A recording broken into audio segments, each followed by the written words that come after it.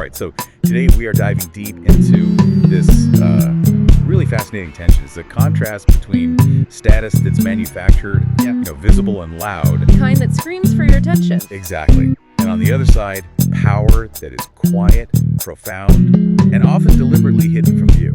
Yeah, and our mission here is to sort of give you a shortcut through these modern hierarchies of influence. We've pulled from all over marketing case studies on, spectacular failures like Fire and Revolve. Oh, yeah. All the way to analyses of youth culture, social media, and even this deep dive into what's called the almighty janitor trope. So I guess the big question we're asking for you is this.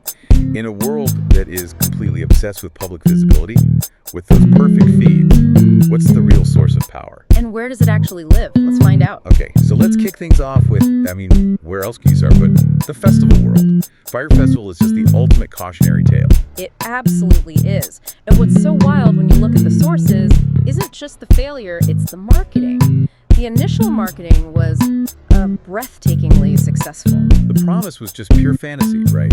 A celebrity experience on Pablo Escobar's private island. And targeted so perfectly at wealthy millennials, people who would pay anything for that feeling of exclusivity. And they just nailed it. The social media campaign was genius. We're talking more than 400 influencers all posting that same blank orange tile.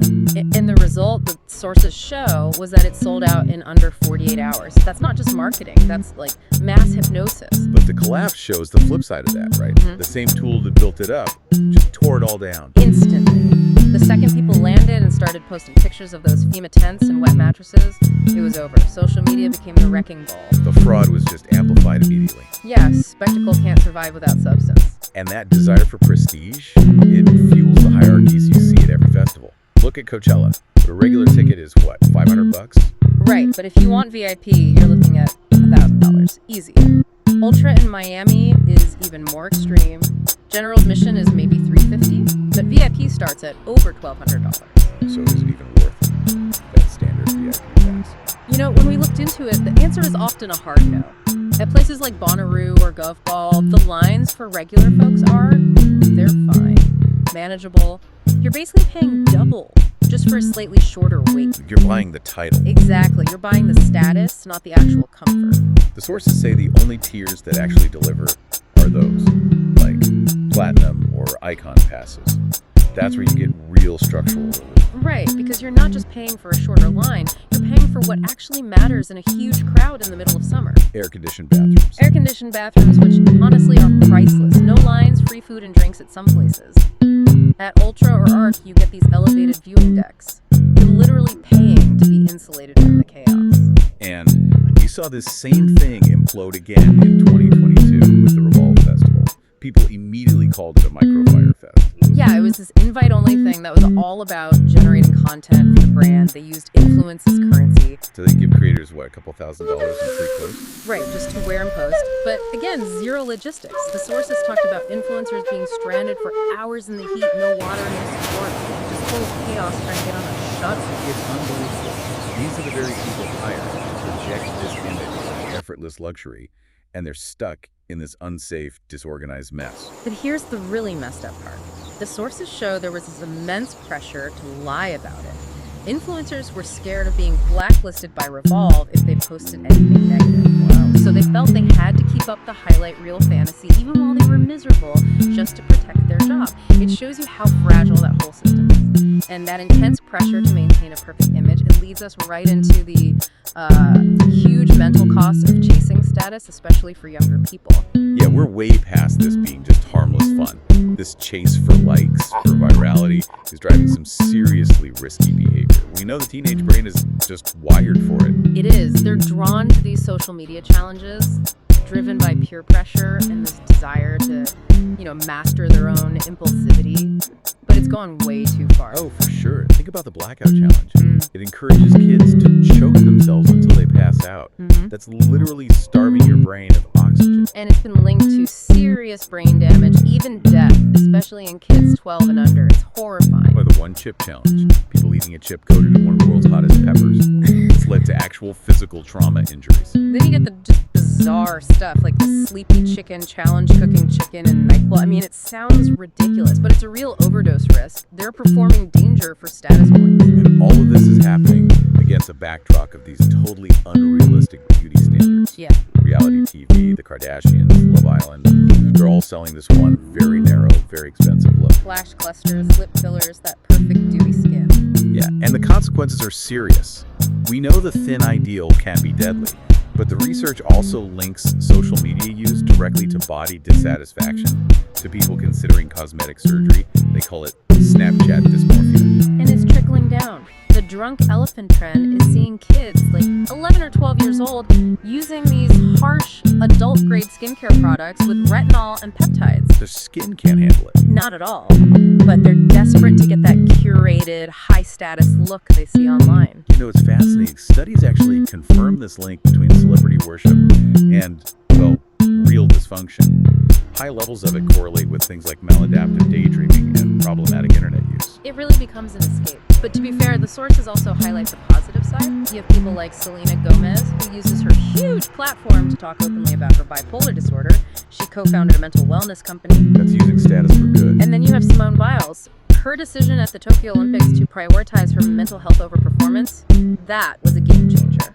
Oh, absolutely. She got this massive global wave of support for it. She chose her own internal competence, knowing her limits over the world's demand for a show.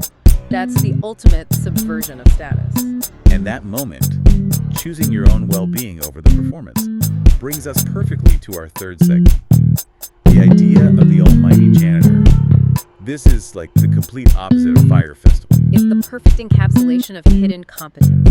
The idea is a character with the lowest possible official rank, a janitor, a cook, a clerk, who actually holds the most power or skill. They're the invisible backbone of the whole operation. Exactly. And their power comes from being invisible. Nobody pays attention to the cleaner, so they have total access and no one interferes. Maybe they're there because they messed up a previous life, or maybe they just prefer the quiet. I love the Dilbert example. The garbage man in the comic is secretly the world's smartest man. Right. And there's that joke about how the janitor makes more per hour than the salaried engineer because he gets overtime and he reads magazines in the closet. He figured out the system. That is quiet structural power. In fiction, it's often literal. The janitor literally has the keys.